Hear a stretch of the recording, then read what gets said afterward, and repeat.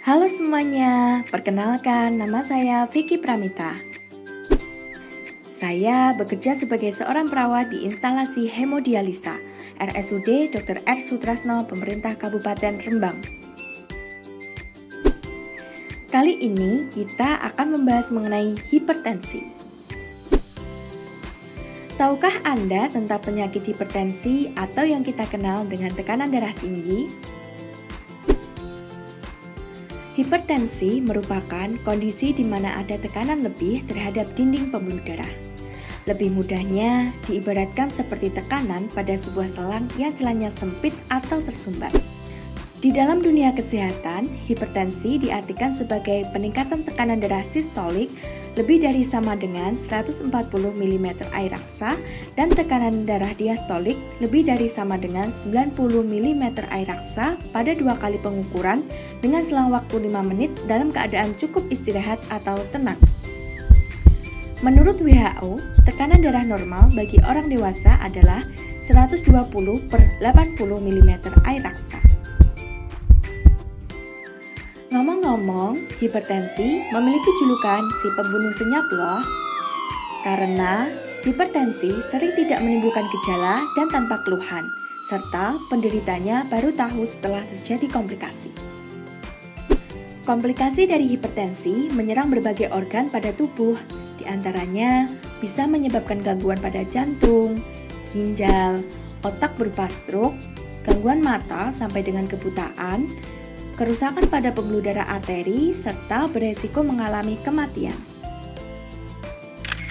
Kenyataannya, hipertensi masih dapat menyerang siapapun apabila ia kurang berhati-hati menjaga pola hidupnya, terutama pada pola diet makanan yang dikonsumsi pada kesehariannya. Mau tahu nggak pengaturan diet makanan untuk penderita hipertensi?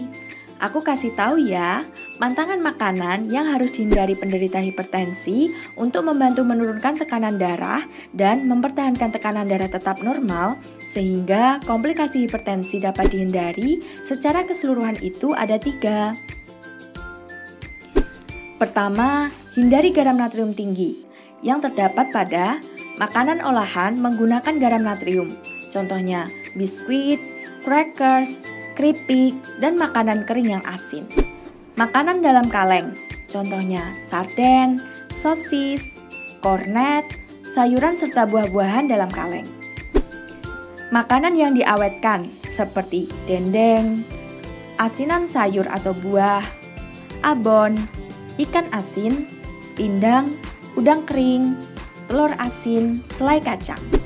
Penyedap dan pengawet makanan seperti kecap, saus, terasi, micin, dan lain sebagainya. Kedua, hindari kolesterol dan lemak jenuh tinggi yang terdiri dari hewani misalnya kulit ayam, jeroan, gajih, kuning telur, berbagai olahan susu. Nabati, contohnya margarin, santan, minyak kelapa, alpukat, serta makanan goreng-gorengan. Ketiga, hindari gula tinggi yang dapat menyebabkan obesitas, yakni minuman bersoda atau soft drink, alkohol dan makanan yang mengandung alkohol, contohnya durian, tape. Sedangkan makanan yang dianjurkan untuk penderita hipertensi yaitu semua makanan yang tidak mengandung tinggi garam natrium, tinggi kolesterol atau lemak jenuh tinggi, dan tinggi gula tambahan penyebab obesitas dengan modifikasi serta memperhatikan penyakit penyerta lainnya. Ada tips memasak untuk penderita hipertensi.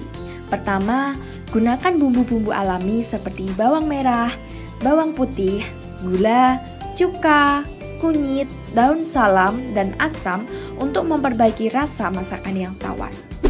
Kedua, pengolahan makanan lebih baik dengan cara merebus, mengkukus, menumis, memanggang, atau membakar.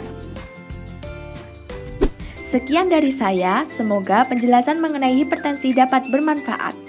Salam sehat untuk kita semua. RSUD Dr. R. Sutrisno Rembang, peduli layaknya keluarga.